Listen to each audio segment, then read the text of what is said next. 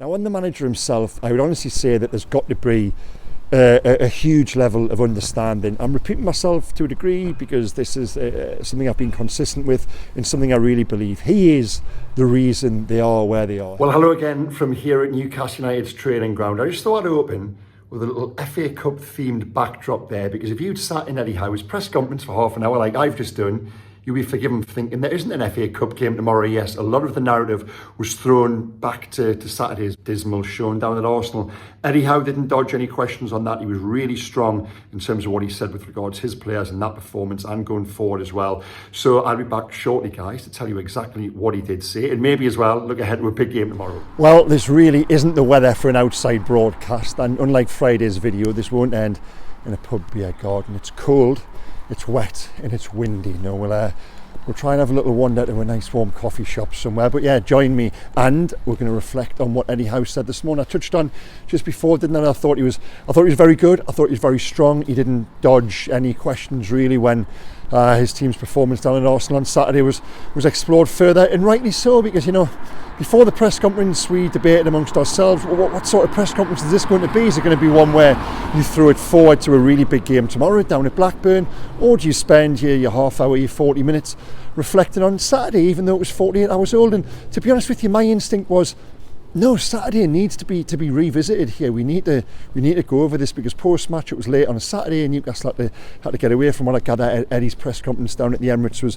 pretty short, pretty brief, and the only topics that were explored were the goals Newcastle have conceded, now the sixth most in the division. But I thought there was more. He needed to be asked about the performance, and my questions to Eddie, I'll take you inside those two to begin with. The first one I said to him, I said, Eddie, you've defended your players a lot this season. There's been mitigating factors for a lot of the defeats, poor performances, and understandably so. But this time, there isn't, I also said, you've got to remind your players that they're playing for the future, and Eddie's response to that was, that is a sentiment I would agree with. And he went on to say, yes, previously there's been a case of lack of options from the bench, injuries, players playing out of position, all the rest of it. He said on Saturday there just wasn't. There was no excuse for it. I thought that was fair. I thought that was right that he said. Now, he was strong in terms of, why do I say he was strong? Because I don't think he's ever really done that before. He's always sought to shield the players and protect the players, and I've always agreed with that. But if he was going to come out for the first time and not do that and remove that shield, remove that protection, I thought this was the occasion to do it. Because for me, on Saturday they went there on the back of a full week of training with a couple of very good players coming back into the squad in the form of Alex Isak and Joe Willock.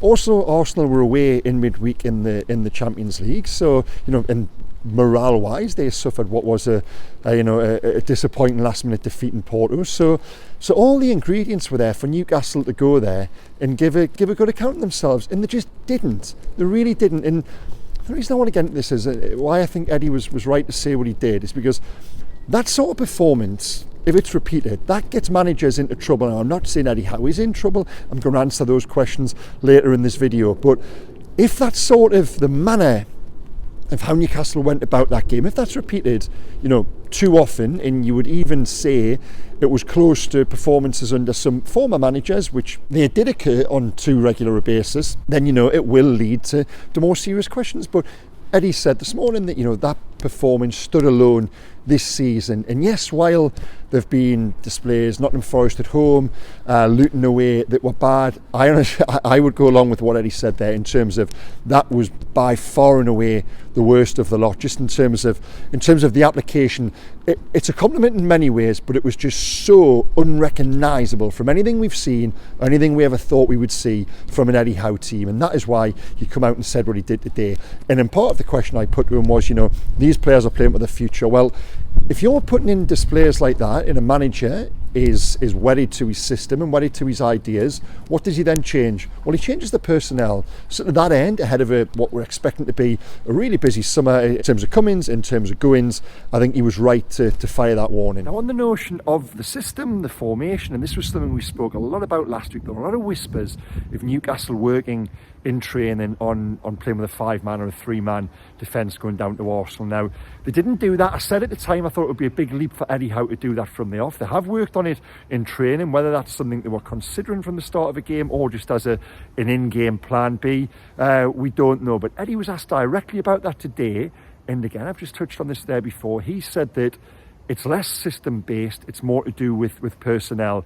He believes the system he plays, the 4-3-3, he is wedded to that. It is a hill he is prepared to die on, for want of a better phrase. And that's fine, that's fair enough. You know, it's the formation, it's the system that has taken them from 19th on the table down to the Champions League, and you've got to back the manager. You know, he's got that absolute conviction, and okay, fair play to him. It's now up to him to find the players to make that work. But for me, going to Arsenal on Saturday, I honestly thought they had to be more pragmatic. This isn't with hindsight, this is with foresight. I just thought it was crying out for a game, for once, for Dan Burn to stay in the team. I think from a mental point of view, I think Eddie was right to take him out. But I think when you analysed what they were going to be faced with at Arsenal, I think it would have been a fair call to leave him in there as part of a 5-man defence. With Tino Livramento coming in, Arsenal have scored more set-piece goals than any team in the Premier League. What did they then do on Saturday? They scored 2 set-piece goals, where Dan Burn's height might have actually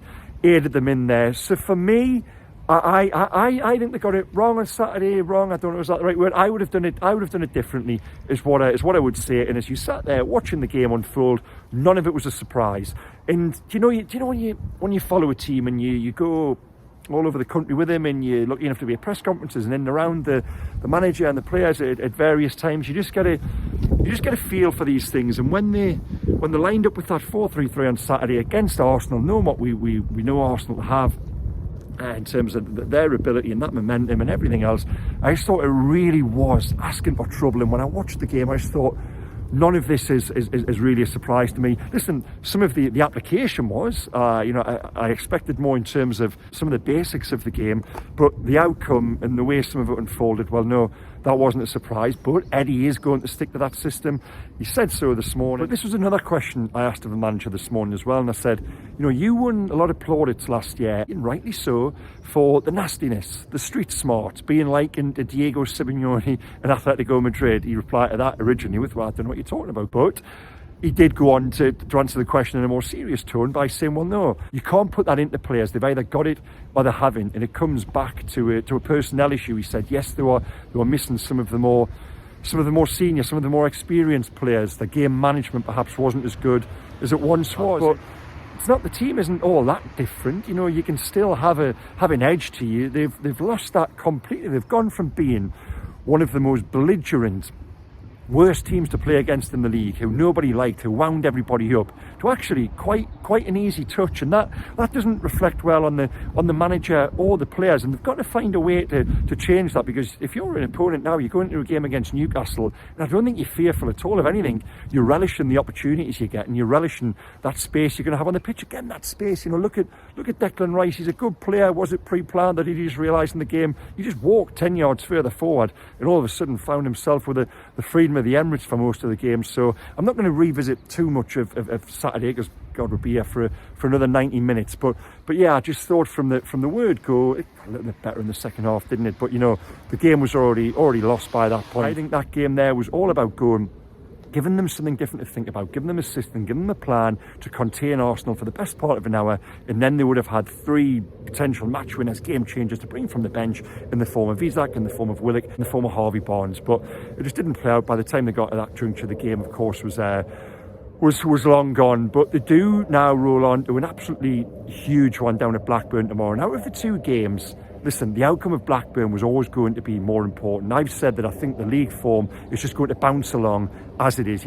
Some bad, some good, some indifferent, and they might finish anywhere between sort of 6th and 10th in the table. 6th with a good run, but if you're looking at Saturdays, you'd say Saturday's performance is probably more towards 10th. But the cup, now staying in the cup, that is so important for Eddie himself in terms of that noise, around, from supporters, from journalists, from beyond Tyneside. If you're in the cup, that does act as a great big sticking plaster. For the players as well, I think sometimes a cup run can be a distraction to a good league campaign, as it was last year. You know, the league form, which was good, went a little bit sticky around the time of the Carabao Cup.